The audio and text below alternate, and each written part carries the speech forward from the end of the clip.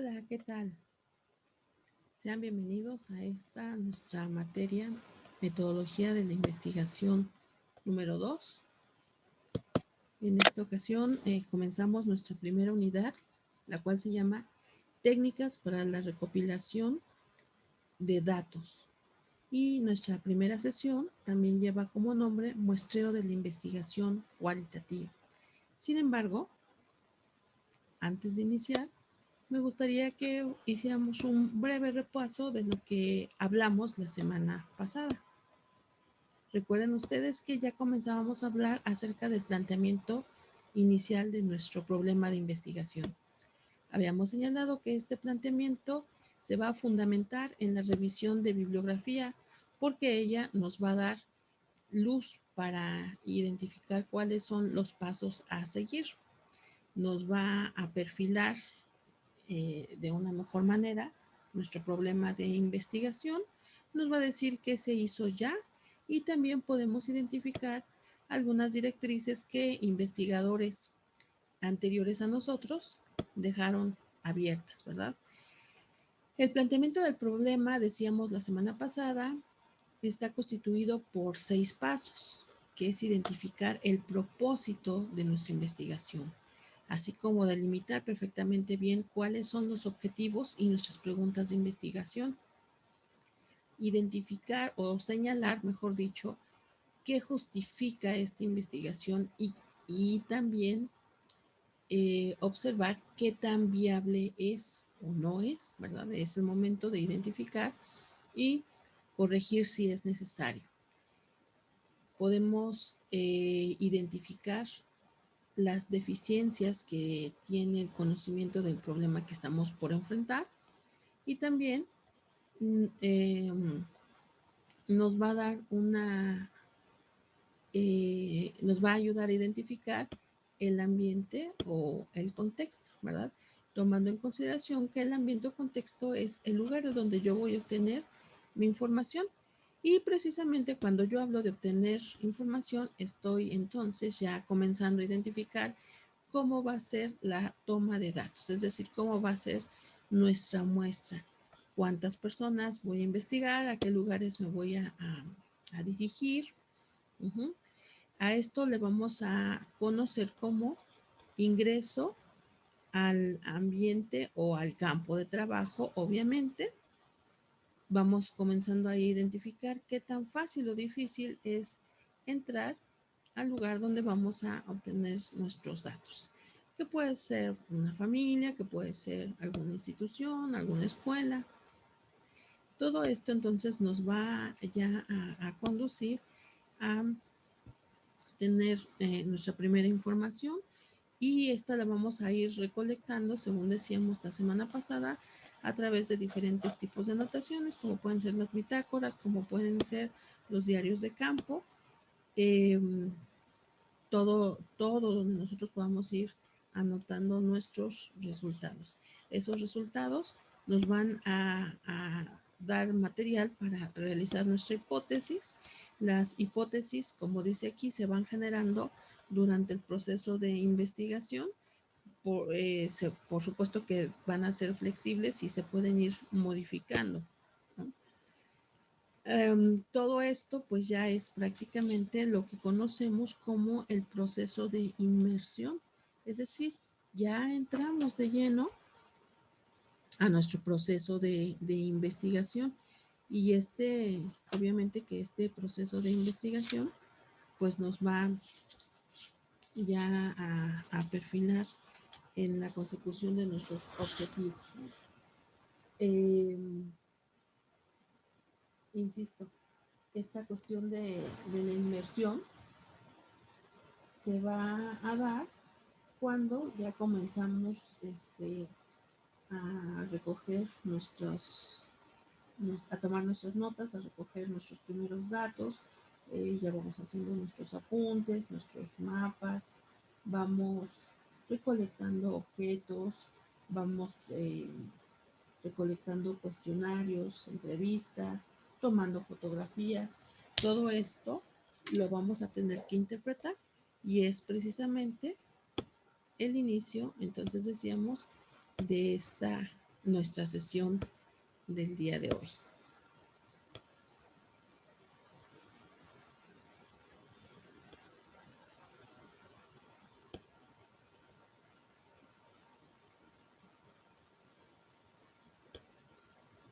Bien, entonces decíamos, unidad 1, técnicas para la recolección de datos.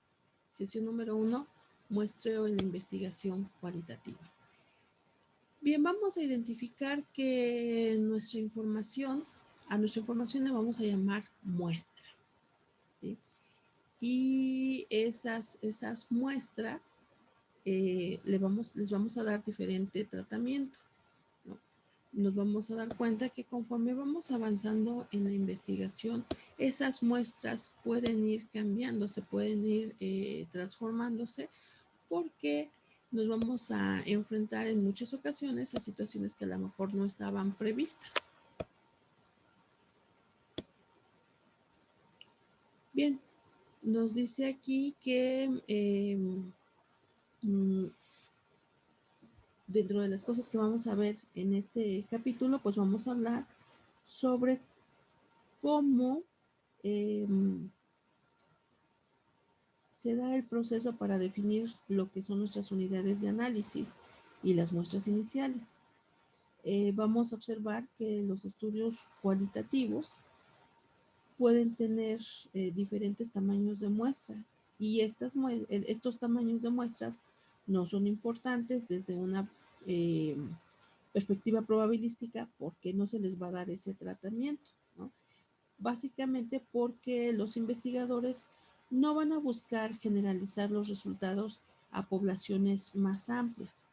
Generalmente estamos hablando de grupos de trabajo compactos, y los resultados que encontremos son prácticamente aplicables solamente a esos grupos de trabajo, ¿sí?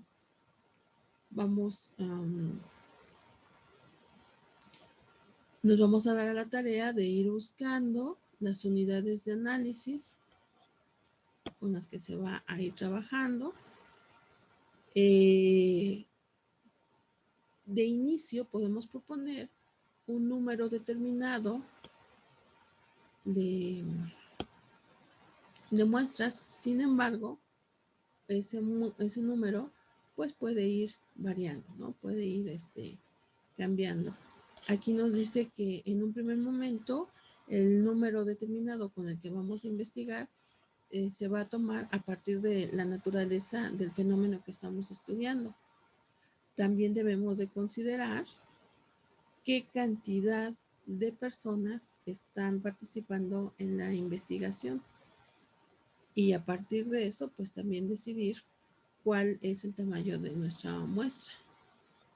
La saturación de categorías, ahorita vamos a hablar de eso, como por más que se analicen diferentes, o más bien dicho, como por más que se analicen muchos casos, llegamos exactamente a lo mismo. Llegará un momento en donde ya no es necesario seguir analizando casos, porque vamos a obtener los mismos resultados. A esto le vamos a llamar saturación de categorías, pero lo explicamos más adelante. El entendimiento del fenómeno llega un momento igual, de la misma forma, en que ya conocemos al revés y al derecho el fenómeno, y entonces también ya no es necesario seguir consultando más muestras, ¿no?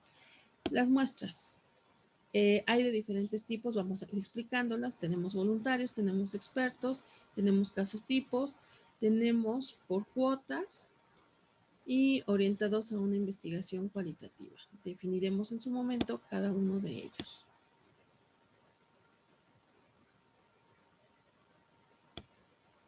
Bien, hasta aquí no hemos explicado abiertamente lo que es una muestra. Y bueno, nos dice aquí que muestra en el proceso cualitativo es aquel grupo de personas o grupo de situaciones, de sucesos, de eventos, comunidades, sobre el cual se habrá de recolectar los datos sin que necesariamente sean estadísticas representativas del universo o población de la que se estudia. ¿A qué me refiero? En mi planteamiento del problema, yo ya dije que voy a analizar, por ejemplo,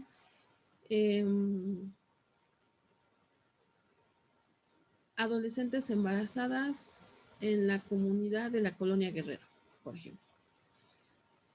Cuando yo estoy delimitando a la Colonia Guerrero, ahí me estoy refiriendo a un grupo de personas, porque no es a todos los grupos de las colonias de la Ciudad de México, sino específicamente a una determinada colonia, ¿no? Cuando estoy diciendo chicas adolescentes, también ahí estoy reduciendo el grupo de personas, estoy siendo como muy clara en esta situación. También puede darse de acuerdo a un periodo de tiempo, ¿no? Puede ser en el ciclo escolar 2019-2020, que es, por ejemplo, el ciclo en el que se está cursando actualmente. Así se va a ir delimitando entonces mis poblaciones muestra. Bueno, hace ratito cuando hacíamos el repaso de la clase pasada, habíamos hablado de la inmersión inicial y decíamos que la inmersión inicial es cuando ya de lleno me estoy dedicando a recoger mi información. Esta información de alguna manera nos va a sumergir a lo que llamamos contexto y al mismo tiempo empezamos a recolectar y analizar los datos que ya van llegando a nuestras manos a través de, como decíamos, pues de las entrevistas, de las charlas, de los análisis. Vamos a ir tomando información de las diferentes personas que nos están eh, dando estos datos. Vamos de esta manera a tener ya las primeras acciones para ir eligiendo nuestra muestra, que ya de alguna forma desde el planteamiento del problema, como ya lo habíamos dicho, se va señalando pues cuál es esa muestra. Vamos a ver que por lo general hay tres factores que nos ayudan a determinar cómo ir formando nuestra muestra, ¿no? El primer caso, por ejemplo, tiene que ver con la capacidad operativa. Yo les decía hace ratito, tengo que identificar con cuántas personas yo cuento, cuántos investigadores tengo para hacer, por una parte, la recolección de datos y por otra parte el análisis, porque pues tal vez yo no cuente con mucho personal y si no cuento con mucho personal, entonces también esto definitivamente que me va a limitar la cantidad de análisis y de recolección de datos que yo puedo ir manejando, ¿no? Otro factor que me ayuda a determinar de qué tamaño puede ser mi muestra es el entendimiento del fenómeno, es decir, el número de casos que nos permiten responder a las preguntas de investigación. No es necesario en muchas ocasiones, por ejemplo, encuestar a 30, 40, 50, 60, 100 personas, 1000 personas, si con el hecho de que yo encueste a 10 o 15 personas es más que suficiente. El siguiente factor que me ayuda a determinar el tamaño de mi muestra es la naturaleza del fenómeno de análisis. ¿Sí? ¿A qué me refiero? Si los casos o unidades son frecuentes, si son accesibles o no son accesibles, si es relativamente fácil y rápido recolectar la información o si no es fácil recolectar la información. A lo mejor podemos tener una muestra muy amplia y muy vasta, pero la técnica de obtención de datos que yo elegí es bastante compleja, laboriosa y extensa. Entonces, y además no tengo mucho personal, entonces eso me va a dificultar y entonces se prefiere pues simplemente eh, unos cuantos casos, ¿no? La verdad es que ya aquí sobre la marcha se va a ir identificando qué tanto conviene tener muestras grandes o muestras chicas. Vamos a observar el siguiente cuadro, que de alguna manera nos da una idea de cómo deberían, del tamaño que deberían de ser nuestras muestras, dependiendo del tipo de estudio que estemos utilizando. Miren, por ejemplo, nos dice que si nosotros tenemos un estudio de tipo etnográfico cultural, entonces el tamaño mínimo de nuestra muestra sugerido sería de 30 a 50 casos. Si es menor el grupo, incluirá a todos los individuos o el mayor número posible. Vamos a suponer que quiero investigar el número de habitantes que habla cierto dialecto en una parte de la Sierra Tarahumara. Pero vamos a pensar que es un dialecto que ya está a punto de extinguirse. Ya solamente las personas mayores hablan ese dialecto. Y a lo mejor son 20 personas, vamos a suponer.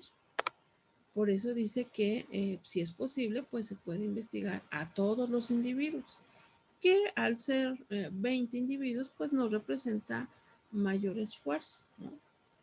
Pero ¿qué pasa si yo quisiera estudiar algo relacionado con la lengua maya? No sé si ustedes sepan que la lengua maya es uno de los dialectos mayormente hablado en nuestro país.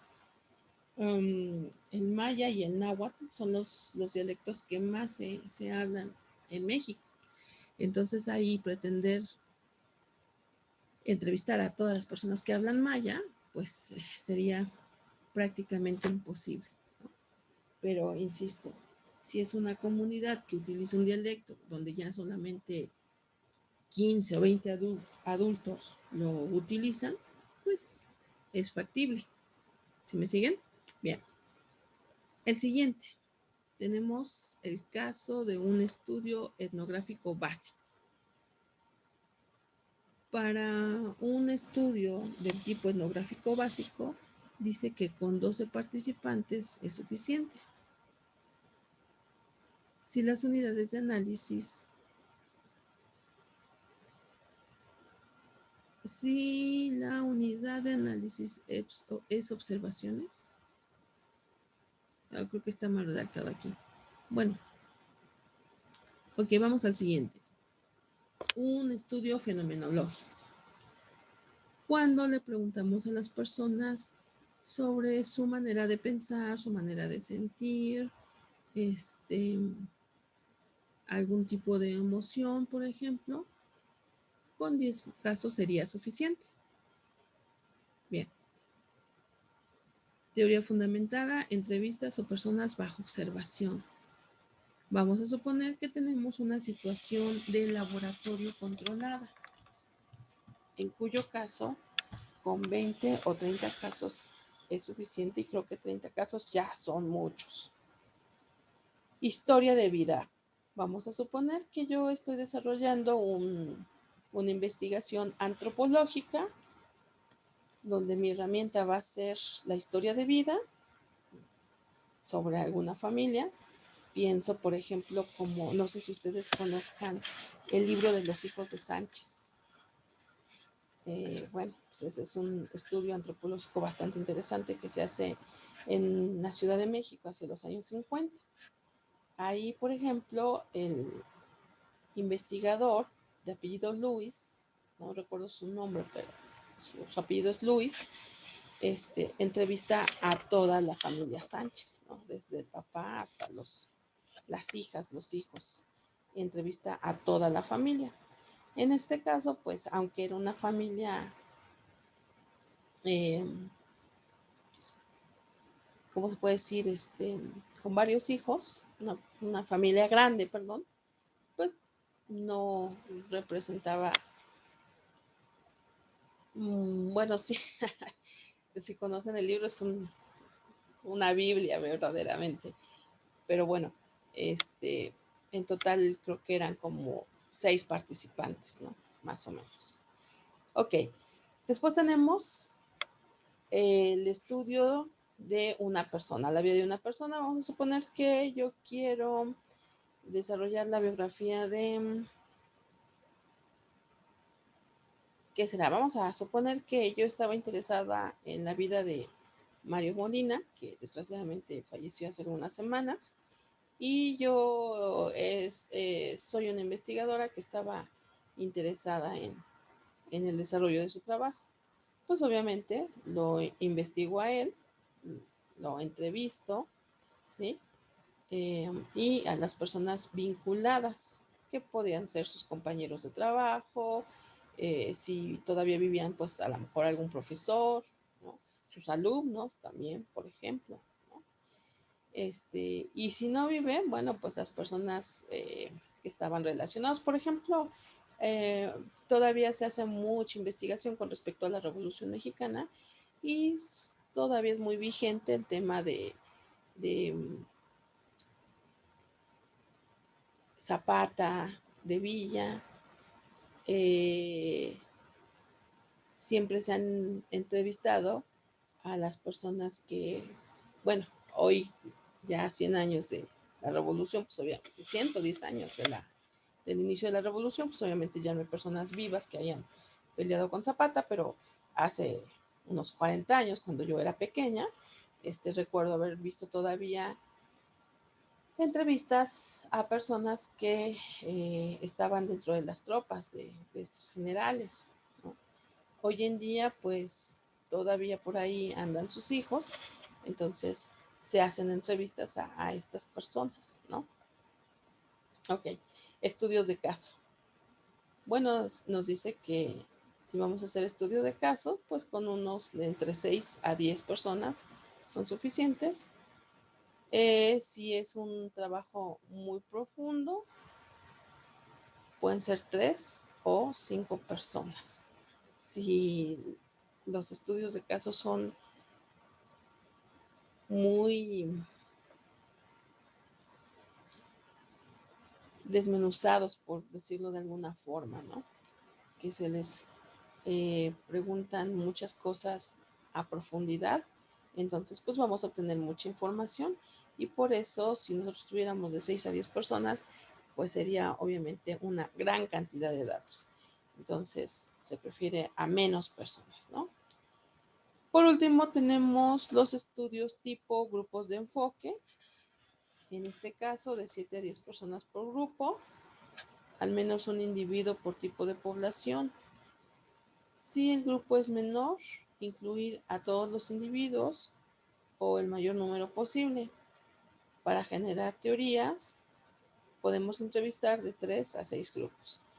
Vamos a suponer que yo quiero hablar sobre los estudiantes de la preparatoria número 7 de, no sé, de Villa del Carbón, ¿no? Por ejemplo, un municipio del Estado de México.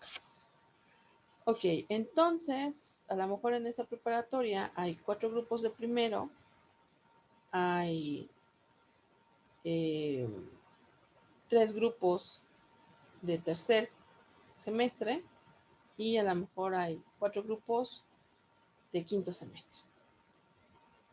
Entonces, pues, como dice aquí, a lo mejor 7 alumnos por cada uno de los diferentes grupos, ¿no?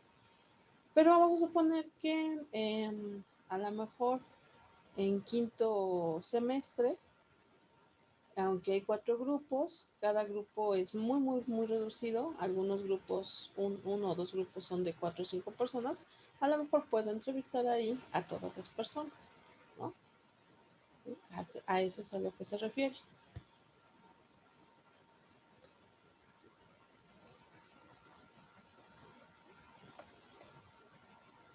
Bien, continuemos.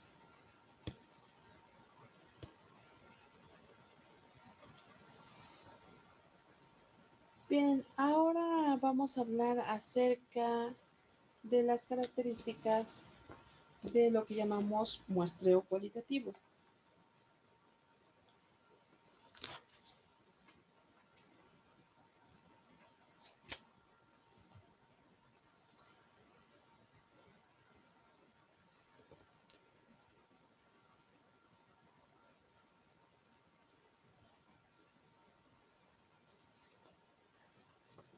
Bien.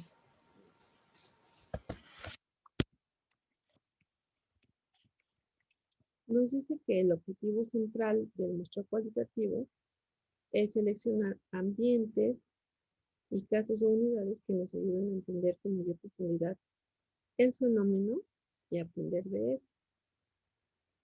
¿Qué vamos a aprender? Detalles, significados, actores, información, y la técnica va a ser muestreo con propósito definido y acorde a la evolución de los comentarios. Bueno,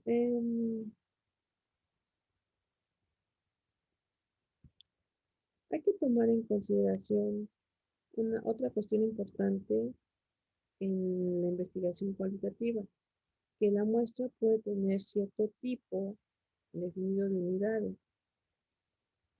pero conforme se va avanzando, pues se pueden agregar otros tipos de unidades y otros parámetros. Por ejemplo, vamos a suponer que yo quiero trabajar cómo es la comunicación entre los médicos y los enfermos desahuciados. ¿Sí? Vamos a pensar si es una buena comunicación, si es una comunicación abierta, si es una comunicación sana. Entonces, de entrada, como yo quiero conocer el tipo de comunicación que hay entre los médicos y los enfermos, pues mi muestra sería precisamente esa, ¿no? Médicos y enfermos. Pero cuando yo me meto ya de lleno al hospital, al lugar donde voy, obviamente donde voy a recopilar mi información, me doy cuenta que resulta que los pacientes no solamente hablan los médicos, sino que también hablan, por ejemplo, con las enfermeras, hablan con las trabajadoras sociales, hablan con el personal de intendencia, y entonces ahí me doy cuenta que necesito modificar mi muestra. Original, ven, yo les decía desde el principio, por eso tiene que ser flexible, ¿no? Porque ya cuando estoy en el terreno de los hechos, me doy cuenta que las cosas pueden ser un poco diferentes a como yo las veía desde fuera. Ya cuando estoy ya ahí en el hoyo del asunto, pues observo cosas diferentes, entonces tengo que ampliar mi muestreo, ¿no? Y ahora debo de incluir entrevistas con las enfermeras, con las trabajadoras sociales, con las personas de intendencia. ¿Sí? A eso se le conoce como reformulación del muestreo. Que por cierto, aquí lo tenemos. Ahí está. Reformulación de la muestra o del muestreo es exactamente lo mismo, ¿no? Nos dice aquí, en los estudios cualitativos, la muestra planteada inicialmente puede ser distinta a la muestra final. ¿Qué es lo que yo planteé inicialmente? Médicos y enfermos. Pero la muestra final resulta que va a incluir enfermeras, trabajadoras de servicio social e intendencia, ¿no? Bien, nos dice, es posible agregar casos que no habíamos contemplado o excluir otros que sí teníamos en la mente. A lo mejor desde el principio yo ya había pensado en los médicos, en las enfermeras, en las trabajadoras sociales y en el personal de limpieza. Pero ya sobre la marcha me doy cuenta que en realidad el paciente pues no habla con el personal de intendencia. Entonces ahí excluyo, ¿verdad? O sea, ¿así me siguen? O sea, podemos ampliar la muestra o podemos disminuirla. A lo mejor yo me doy cuenta que en realidad las personas de intendencia pues no tienen contacto porque a lo mejor ellas entran, aparecen cuando los enfermos se van a bañar, cuando están en las regaderas, y entonces pues nunca hay contacto, ¿no? Puede ser. Yo cuando estaba planteando mi hipótesis, cuando estaba haciendo mi planeación de mi investigación, mi planteamiento del problema, Yo pensaba que sí, pero ya sobre la marcha, pues resulta que no, ¿no? Y bueno, este, entonces, con esto nos damos cuenta que los tipos de muestra que se utilizan en las investigaciones también no son probabilísticos. Como ya habíamos dicho con anterioridad, esto es porque su finalidad no es generar o no es hacer generalizaciones, mejor dicho, no hace generalizaciones en términos probabilísticos. Ujú. Bueno, vamos a pasar ahora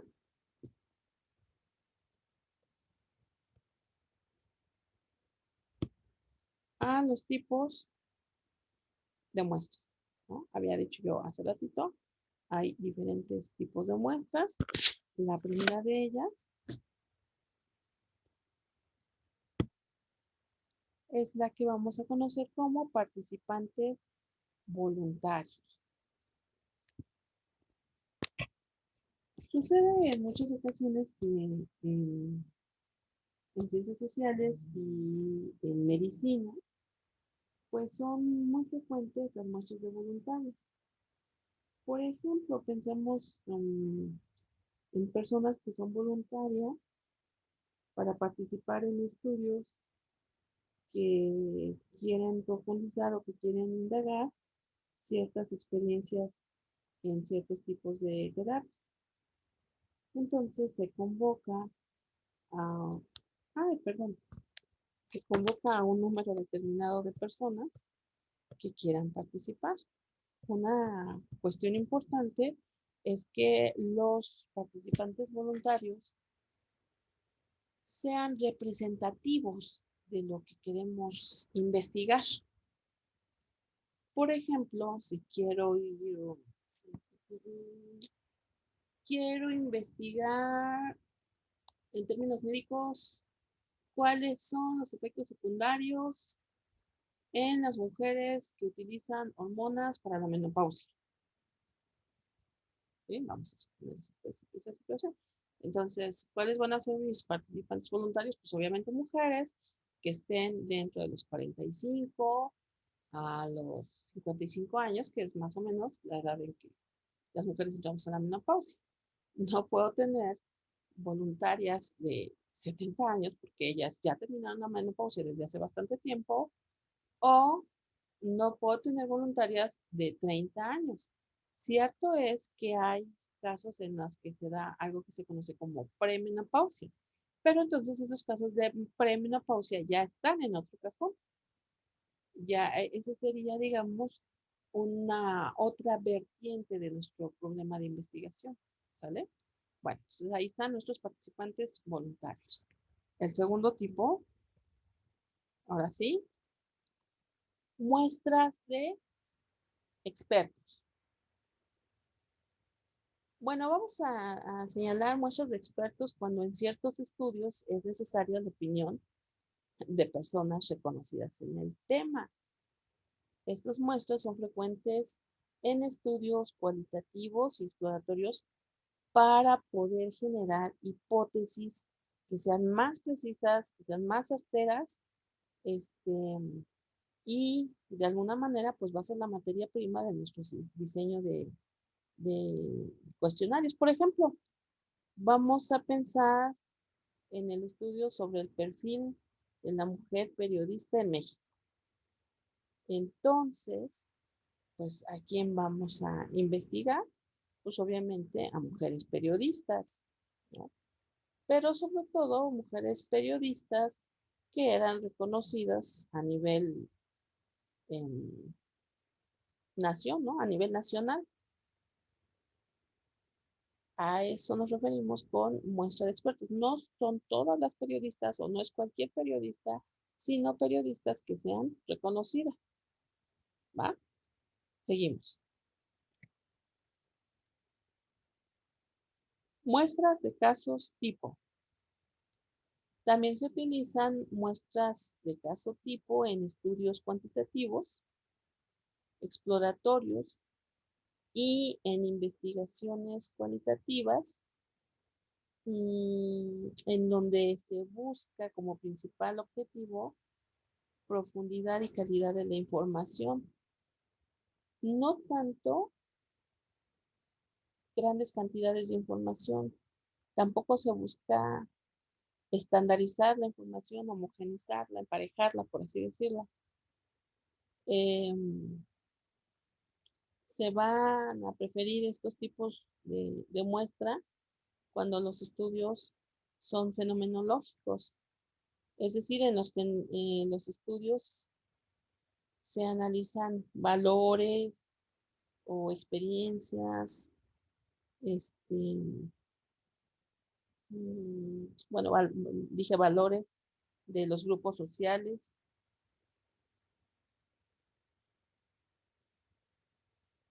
¿sí?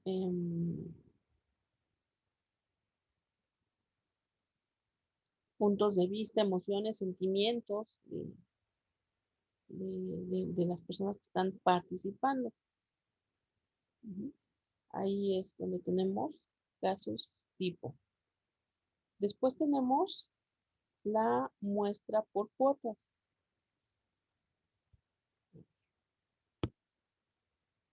Ahí está. Muestras por cuotas. Estas se utilizan cuando se hacen estudios, por ejemplo, de mercado, estudios de mercado, cuando se hacen estudios de opinión, por ejemplo, los encuestadores, se les van a dar las instrucciones de aplicar cuestionarios o realizar entrevistas abiertas a a cierto tipo de individuos en algunos lugares públicos. Seguramente a todos nos han querido hacer alguna entrevista en algún centro comercial, en alguna plaza, para obtener información sobre nuestro parecer de algunos productos.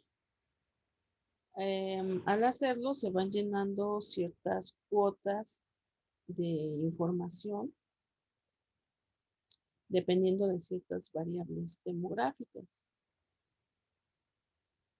Por ejemplo, podemos entrevistar a 150 personas para preguntarles qué opinan de el sabor del jamón de cierta marca, ¿no? Pero vamos a buscar que de esa población, 25% sean hombres mayores de 50 años, por ejemplo, y 25% hombres menores de 50 años. 25% mujeres de más de 60 años y 25% de mujeres de menos de 60 años, ¿no? Ahí a eso se le denomina muestreo por cuotas. Ya tengo como muy determinada el porcentaje o el tamaño de mi población y qué características debe tener esa población a la que estoy encuestando, a la que estoy entrevistando.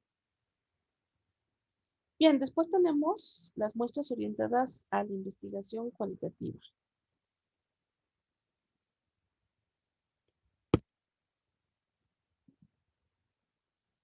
Ahí está. Bueno, estas muestras orientadas a la investigación cualitativa suelen utilizarse obviamente en estudios cualitativos que tienen pues varias características. Por ejemplo, muestras diversas o de máxima variación. Cuando buscamos mostrar, por ejemplo, diferentes perspectivas y representar la complejidad de un fenómeno estudiado. Por ejemplo, si estudio lo que se conocen como tribus urbanas, que son como las diferentes características o los diferentes géneros, modas, podemos decir, de los jóvenes en un determinado tiempo, ¿no? Ahí tenemos un tipo de muestra.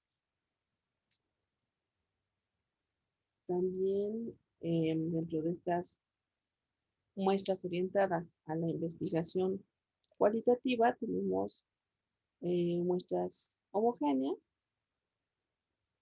Y recuerden que el prefijo homo es diferente. Entonces ahí, en vez de buscar semejanzas, más bien busco disimilitudes, o sea, situaciones que son diferentes, no son semejantes, sino que son diferentes. Ujú.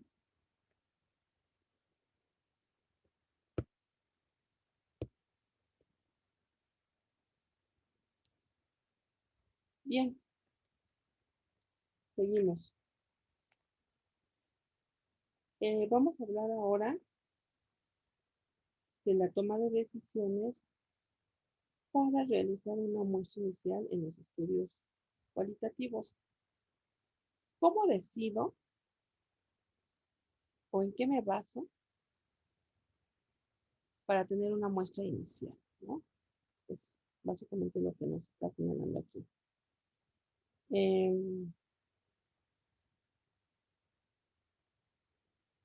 Vamos a identificar que en ocasiones una misma investigación requiere una estrategia de muestreo mixta, ¿sí? Que quiere decir que combine varios tipos de muestras, por ejemplo, de cuota o de cadena. Las muestras deben de tener cierta validez en cuanto a que un determinado diseño de investigación así lo requiere. Sin embargo, los resultados se aplican se analizan, mejor dicho, los resultados se analizan de diferente manera.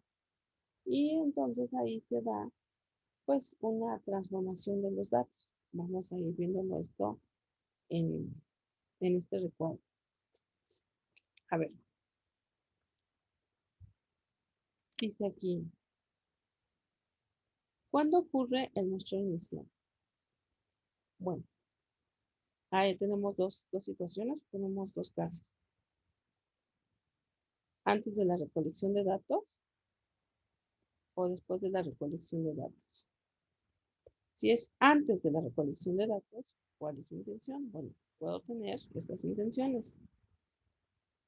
Desarrollar diferentes perspectivas y entonces llegar a una muestra variada. Puede ser que mi intención sea generar una teoría o una hipótesis, o como dice aquí, explorar un concepto. Y entonces obtengo una muestra teórica. O también puede ser describir un subgrupo en profundidad, en cuyo caso debo tener una muestra variada, es decir, una muestra heterogénea. Bien. Si la recolección de datos se da antes, también dentro de las cosas que yo puedo obtener o puedo lograr es describir algo problemático o aclarar casos y ir solucionando, ¿no? En cuyo caso yo debo tener muestras de casos extremos, de casos polares, por ejemplo. Alcanzar una composición determinada de la muestra, en cuyo caso puedo tener muestras por cuotas, o también puede ser describir algo típico, dar a conocer alguna situación que dentro de un grupo social pueda ser normal, pero que para los demás grupos sociales no necesariamente. Y entonces utilizo una muestra de caso típico. Por último, puede ser recoger la perspectiva de los especialistas y como ya habíamos dicho, pues entonces estoy hablando de muestras de expertos. Debo utilizar muestras de expertos. Y esto es muy congruente, esto es muy lógico. Si quiero recoger la perspectiva de especialistas, pues tengo que investigar o tengo que entrevistar tengo que obtener mis datos de expertos, ¿no? Bueno, bien. Después de la recolección de datos, ¿cuál es mi intención? Puedo tener dos intenciones. Tomar ventaja de la situación o explorar para confirmar o desaprobar hallazgos iniciales. En el primer caso, tomar ventaja de la situación, entonces utilizo una muestra oportunista o por conveniencia. Si el caso es diferente, es decir, explorar para confirmar, entonces, pues obviamente tengo muestras confirmativas. Puede ser que mi intención sea localizar casos indispensables, pues entonces mi muestra debe considerar los casos más importantes, pero también puede ser que mi interés sea localizar más participantes o más sitios y entonces utilizo una muestra de cadena.